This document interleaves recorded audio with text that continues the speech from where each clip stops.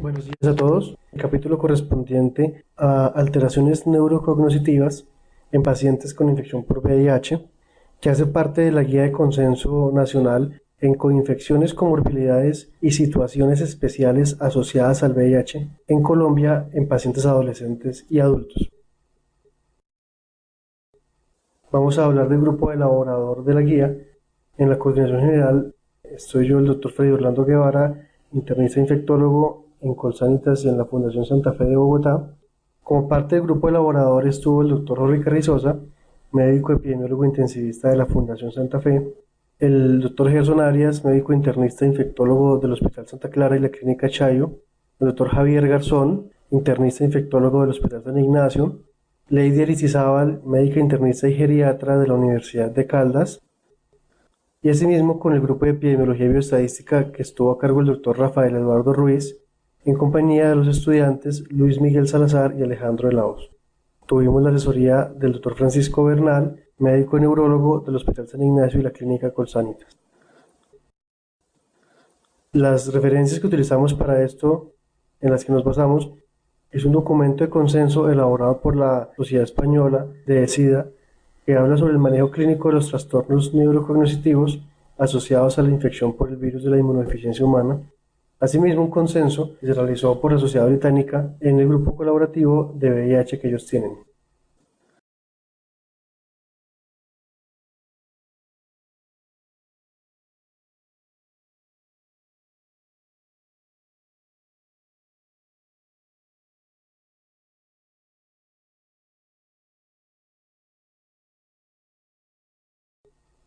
Para comenzar, podemos entender que, a pesar del avance que hemos tenido en el tratamiento, la investigación del virus de la inmunodeficiencia humana, aún falta mucho por investigar y aún faltan muchos datos grandes que tengamos desde el punto de vista práctico, directrices y guías para hacerlo.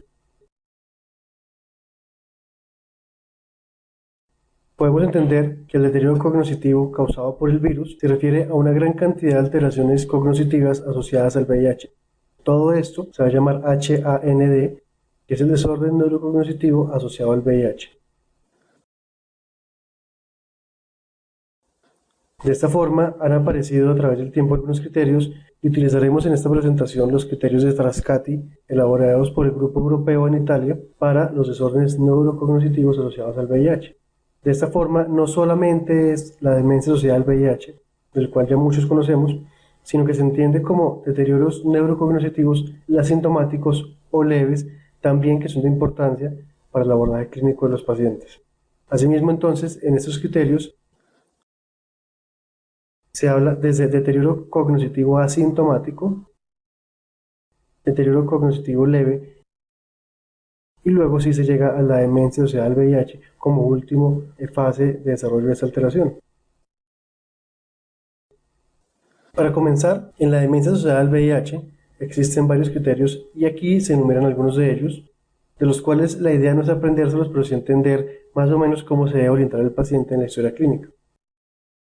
Se entiende que estos pacientes tienen un deterioro marcado con un empeoramiento en la función cognitiva y que además tienen alteración en dos o más dominios neurocognitivos con dos o más desviaciones de la derivación estándar debajo de la media. Existe una marcada interacción con las actividades que tengan en la vida diaria. Todo esto incluye actividades del hogar, sociales, personales, el autocuidado, y todo esto debe ser medido objetivamente con escalas estandarizadas. Hay también un empeoramiento cognitivo que está presente desde hace al menos un mes. Es importante que en todos los criterios siempre la temporalidad es importante y ellos hablan de un mes, por lo menos, para evaluar esos criterios. Debe descartarse que tenga criterios que se cumplan para diagnosticar un delirium y también se deben haber descartado otras causas diferentes al VIH como causa de todo lo que el paciente está sufriendo en este momento.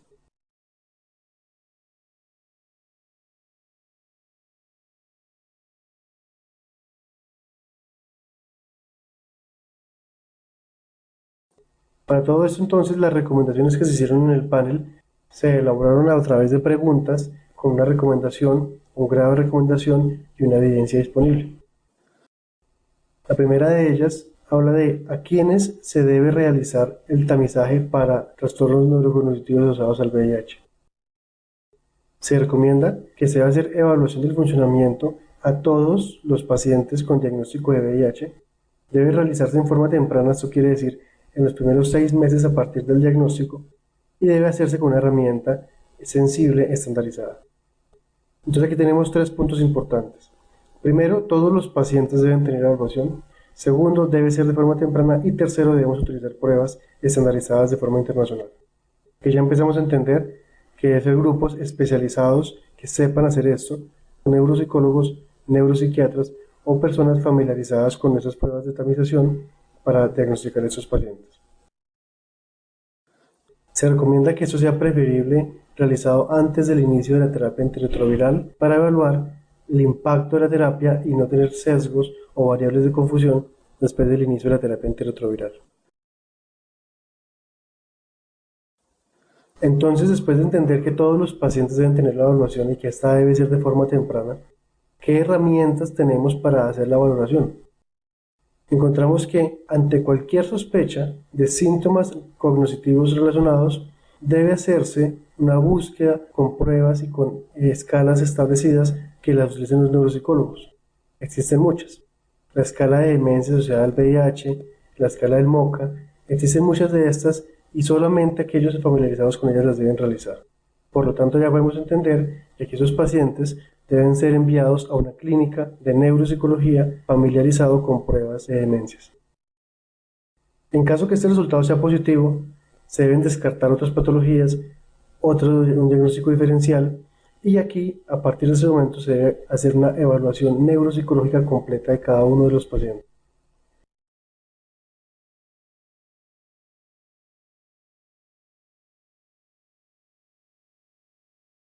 En pacientes que tengan trastornos neurocognitivos y van a iniciar terapia antirretroviral, se debe hacer una evaluación a los 3 o 6 meses, donde se busca evaluar la mejoría o el cambio que ha tenido en esos pacientes a partir del diagnóstico y del inicio de la terapia. En aquellos pacientes que tengan un trastorno neurocognitivo que están ya en terapia antirretroviral y con carga viral detectable, se hace el seguimiento a los 3 a 6 meses luego de haber optimizado el esquema de terapia antirretroviral. Dado que es importante disminuir la carga viral, que ésta sea indetectable, y evaluar cuánto impacta esto en el trastorno del paciente. Tercero, en los pacientes con trastornos neurocognitivos y con carga viral plasmática suprimida, pero que tengan carga viral detectable en líquido cefalorraquídeo, se deben evaluar a los 3 o 6 meses. En aquellos pacientes que tengan trastornos neurocognitivos leves o moderados, que ya se haya optimizado la terapia antirretroviral, quiere decir que tengan una carga viral indetectable en plasma y en el líquido cefalorraquídeo, se deben evaluar entre 6 y 12 meses.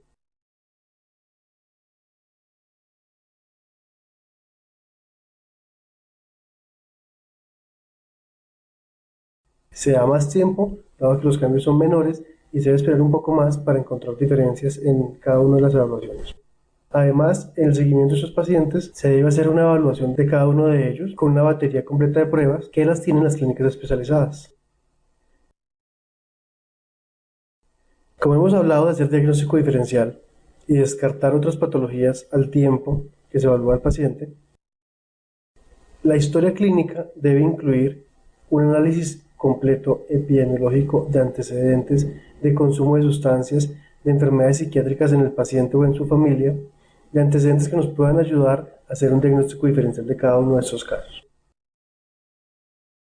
También se deben solicitar algunos laboratorios y paraclínicos, entre los cuales están los niveles plasmáticos de vitamina B12, una prueba de tiroides, niveles de ácido fólico, pruebas de función hepática, pruebas de función renal.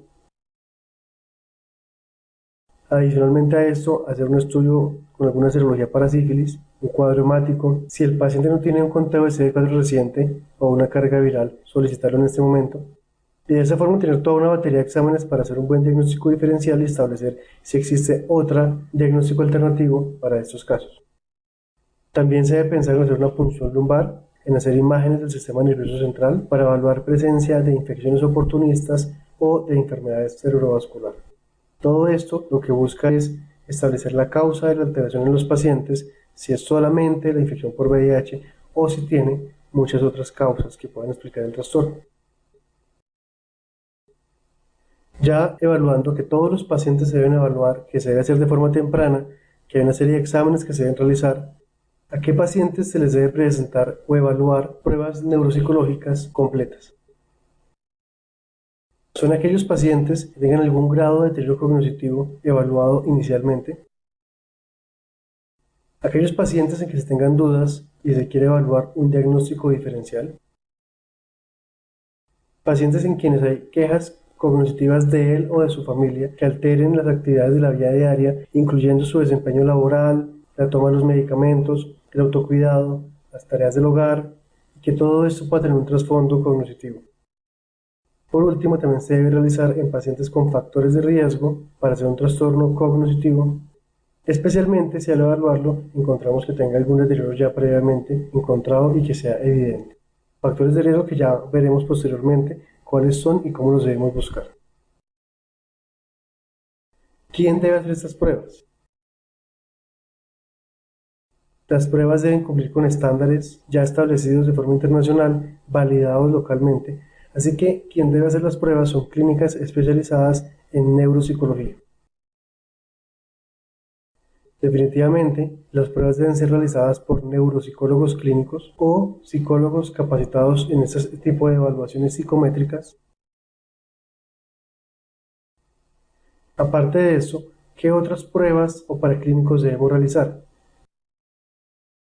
Ya habíamos tocado eso en un punto anterior, pero además, en caso de sospecha de enfermedad psiquiátrica, se debe evaluar por el grupo correspondiente de psiquiatría, hacer una evaluación completa, utilizar herramientas, cuestionarios específicos, como hemos mencionado anteriormente,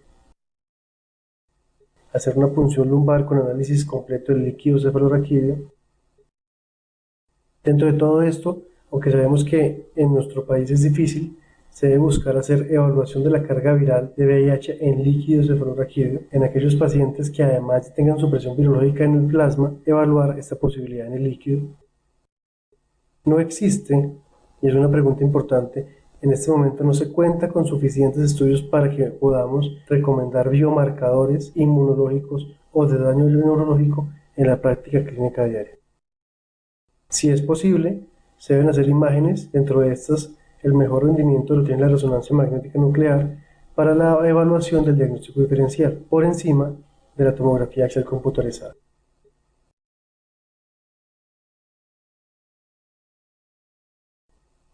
Ya hemos avanzado sobre la importancia de evaluar los pacientes, reconocerlos, hacer las evaluaciones clínicas, paraclínicas, entender que todos deben tener un diagnóstico temprano y después de haber hecho todo esto, cuando tenemos ya un diagnóstico adecuado, viene la parte del manejo y el tratamiento. Con respecto al tratamiento de los trastornos neurocognitivos asociados al VIH, hay una serie de recomendaciones generales y otras específicas.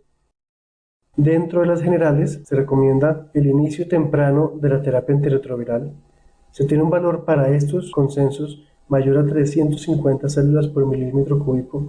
Tengamos en cuenta que el momento de haber hecho estas recomendaciones no habían estudios recientes, donde ahora se tiende a creer que cada vez cuanto antes se inicie el tratamiento puede ser mejor, e inclusive se habla de valores por encima de 500 células por mililitro. No hay datos que apoyen que sea mejor un esquema antirretroviral sobre otro, especialmente teniendo en cuenta la penetración del sistema nervioso central, y no se puede recomendar que unos medicamentos sean mejores que otros para prevenir el desarrollo de un trastorno neurocognitivo.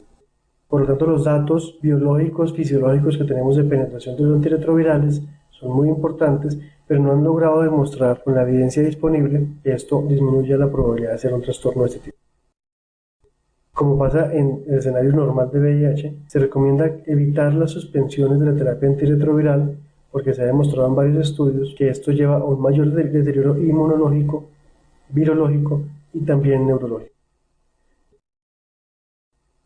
En pacientes con infección por VIH, que además de tener un trastorno neurocognitivo, se debe evaluar la carga viral. Estos pacientes debe evaluarse que estén indetectables y tengan la enfermedad controlada. En este momento, si la carga viral no está controlada, el primer punto es controlarla de ser indetectable el paciente. En el caso tal en que tenga una enfermedad controlada, con una carga viral plasmática menor de 50 copias, se debe evaluar otras patologías que causen trastorno cognitivo. Pero tengamos en cuenta que el primer punto aquí es evaluar que la enfermedad esté controlada o no. Y una vez se descartan otras patologías, ahí sí, como diagnóstico diferencial de descarte, al final se debe considerar la posibilidad de un trastorno neurocognitivo asociado al VIH. En este algoritmo diagnóstico y terapéutico se evalúa que los pacientes con trastornos neurocognitivos asociados al VIH se hace una batería de exámenes que incluyen la evaluación clínica, las pruebas neuropsicológicas, las imágenes mediante resonancia magnética nuclear y las pruebas de líquido cefalorraquídeo. En caso tal que tengamos unas pruebas neuropsicológicas positivas, con unas imágenes, con una clínica y unos hallazgos de líquido cefalorraquídeo positivos, la siguiente pregunta es establecer si el paciente está o no con terapia antirretroviral.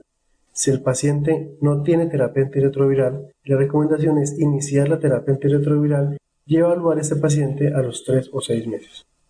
En caso tal que el paciente esté ya en terapia antirretroviral, el siguiente paso es evaluar si el paciente está detectable o indetectable. En caso que sea detectable y tenga más de 40 copias por mililitro, se debe optimizar la terapia antirretroviral y evaluarlo en 3 a 6 meses.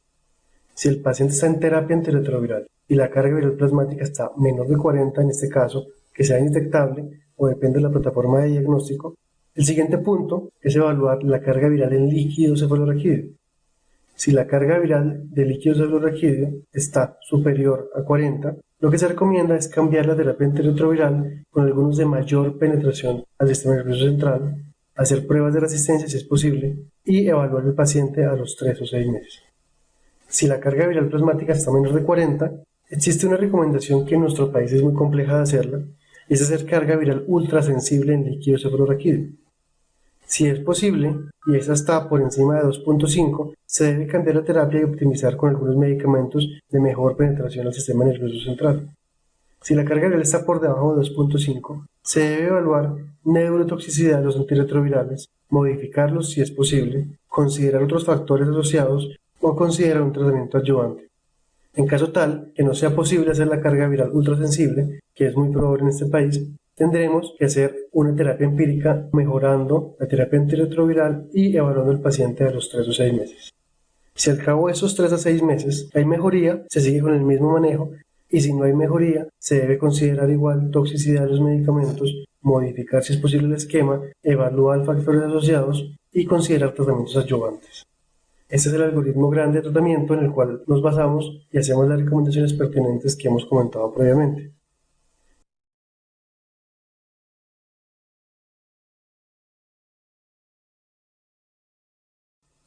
¿Qué pasa con tratamientos alternativos? La memantina es un medicamento que se ha estudiado a través del tiempo y se recomienda en esta guía que se puede dar en pacientes que presenten progresión a pesar de estar recibiendo esquemas efectivos a nivel del sistema nervioso central. Por lo tanto, en nuestra gráfica anterior, al final, cuando se habla de tratamientos alternativos adicionales, estaría ese medicamento, la memantina, luego de haber hecho todo el esquema de tratamiento sugerido. También deben valorarse las comorbilidades que el paciente pueda tener y afecten la capacidad cognitiva. Debe optimizarse los hábitos de vida saludables, como son el ejercicio, dietas balanceadas, actividades de ocio, reducción del estrés, abandono del cigarrillo, del alcohol, de psicoactivos, y todo esto puede servir para mejorar la evolución y tener unos hábitos de vida saludables a nivel cognitivo. Por último, como actividades alternativas, se recomienda que los pacientes vayan a clínicas donde tengan técnicas de rehabilitación cognitiva que pueden ser útiles junto a todo lo que hemos hecho. Nada de esto sirve solo, todo sirve en conjunto y debe ser evaluado de forma integral cada caso en particular.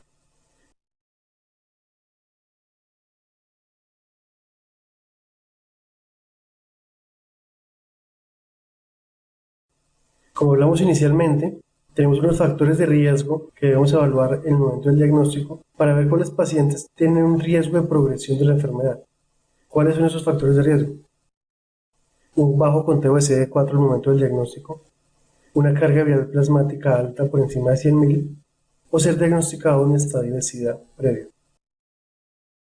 Hay comorbilidades importantes, la diabetes mellitus, la enfermedad cerebrovascular, el hipotiroidismo y otras enfermedades. Además, que este paciente tuviera un trastorno neurocognitivo previo al diagnóstico o previo a la enfermedad por VIH también es un factor de riesgo. Además, que este paciente tuviera un trastorno neurocognitivo previo al diagnóstico o previo a la enfermedad por VIH también es un factor de riesgo. El que tenga o no tenga terapia antirretroviral, la historia de adherencia, de fallo terapéutico, la supresión virológica o no, es un factor de riesgo para tener una progresión de demencia por VIH. Asimismo, el comportamiento que ha tenido el paciente ante pruebas neuropsicológicas previas puede ser un factor importante a tener en cuenta en la evaluación de cada caso particular.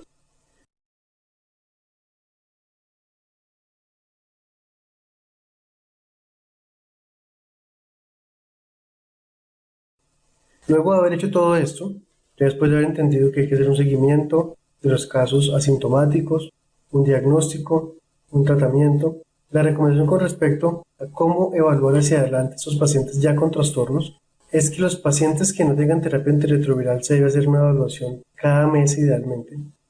Y aquellos pacientes con trastornos ya previamente que se han diagnosticado, en pacientes con trastornos neurocognitivos o un desorden leve que ya han iniciado terapia antirretroviral, se hace un seguimiento de la siguiente forma: un monitoreo clínico a los 3 o 6 meses, luego semestral hasta lograr la estabilización de los síntomas y luego se puede hacer cada año. Como dijimos previamente, en los pacientes sin terapia antirretroviral se debe hacer mensual y siempre recordar que se debe optimizar la adherencia, pues es esto lo que más sirve en los desenlaces tempranos y a mediano plazo, para lograr un control virológico adecuado y esto generar una mayor recuperación neurocognitiva.